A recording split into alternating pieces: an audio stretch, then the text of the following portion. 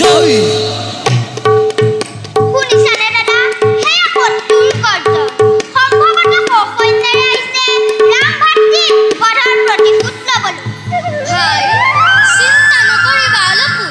সকলোকে পঠিয়াম যমৰ সদনে কোন তহঁত ক্ষুদ্ৰ বালক বনে বনে ঘূৰি ফুৰিছ অনাই বনাই কোন তই বনৰ বান্দৰ কিয় কৰ এনে ব্যৱহাৰ আমাৰ প্ৰতি তহঁতেই নেকি সেই পাখণ্ড বালক অনুজক হত্যা কৰি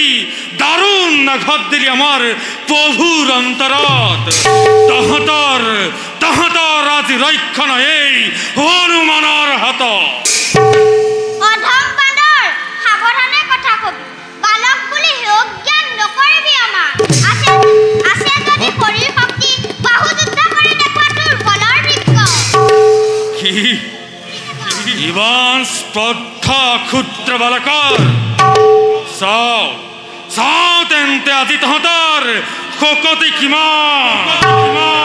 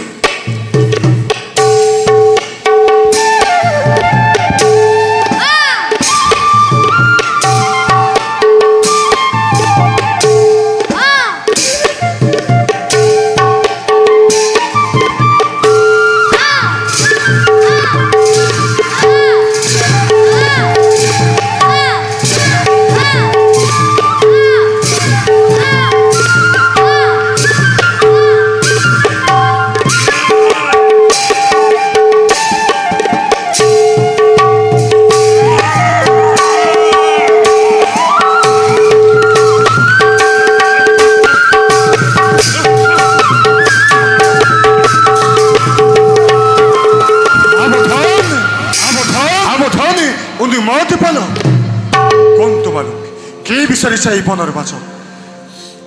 বীৰবৰ ৰঘুবংশৰ শত্ৰু আমি শুনিছো তুমি বোলে ৰণত পাৰ্গত কিন্তু কোৱা বীৰবৰ কোন নীতিমতে আহিছা সৈন্যে যুদ্ধ কৰিবলৈ বালকৰ বিৰুদ্ধে ভাবিছা নেকি সৈন্য দেখি ভয় কৰি লৱকুশই সমৰ্পণ কৰিব যজ্ঞৰ অস্ত্ৰ তোমাৰ পদত তহঁতেই তেন্তে সেই ভাতৃঘাতী অধম বালক কিন্তু নাজানানে তোমালোকে মোৰ বীৰত্বৰ কথা সাগৰত সেতু বান্ধি বধ কৰিছিলো মই সেই লংকাৰ দুষ্ট ৰাৱণ নালাগে বুজনি নালাগে অনুৰোধ সমৰ ক্ষেত্ৰত তোমাৰ কাষেৰে বান্ধিছিল তোমাক ইন্দ্ৰজিৎ দিনে ভংগ কৰি যজ্ঞ তাৰ বধিলে লক্ষ্মণ গছৰ আঁৰত লুকাই বালিক বধাবি ইমানতো নাজানো কৈছা তোমাৰ বীৰত্বৰ তোমাৰ সেই কলংকিত বিজয়ৰ কাহিনী শুনি ভয় খাব পাৰে অন্য কোনোবাই কিন্তু বীৰৰ সন্তান ভয় কি নাজানো সেইকাৰণে বন্দী কৰি ৰাখিছো যজ্ঞৰ তুৰংগ কোন এওঁলোক কাৰোবাৰ সন্তান ইহঁত অন্তৰত হৈছে মোৰ মায়াৰ উদয় জানোছ ইহঁত মোৰ তেনেই আপোন সেই কি নহওক কোন তোমালোক দিয়া তোমালোকৰ সত্য পৰিচয় যদি শৰীৰত শক্তি আছে দিয়া যুদ্ধ নকৰি পলাও বালকৰ অহংকাৰ স্বাতন্ত্ৰ্য হেৰুদ্ধত বালক মৃত্যু তহঁতৰ চাপিলি ওচৰ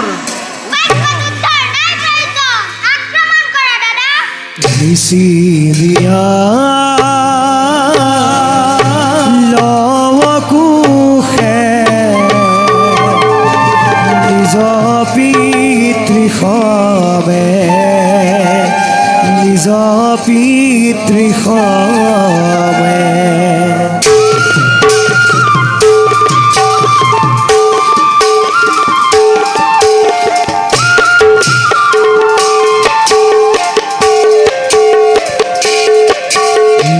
চিৰিয়া ৰব কোষে নিজ পিতৃষৱে নিজ পিতৃষৱে এ ধনুষৰ ধৰি দুয়ো এ ধনুষৰ ধৰি দুয়ো এ যুদ্ধ ভিৰে আৰে যুদ্ধ ভিৰে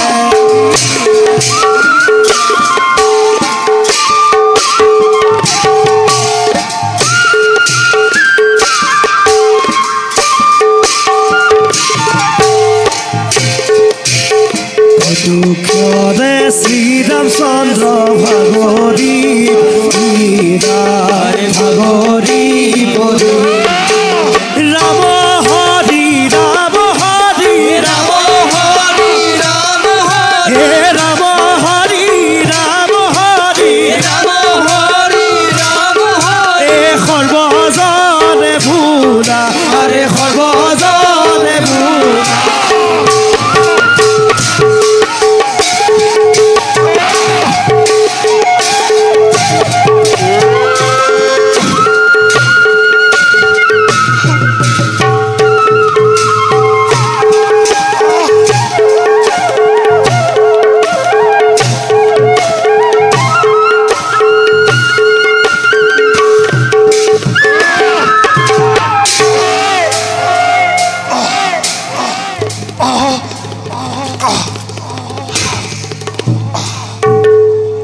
ভাই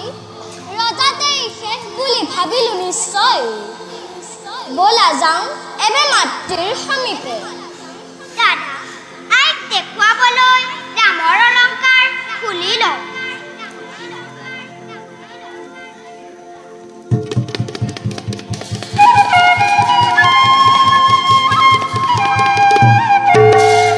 ভাই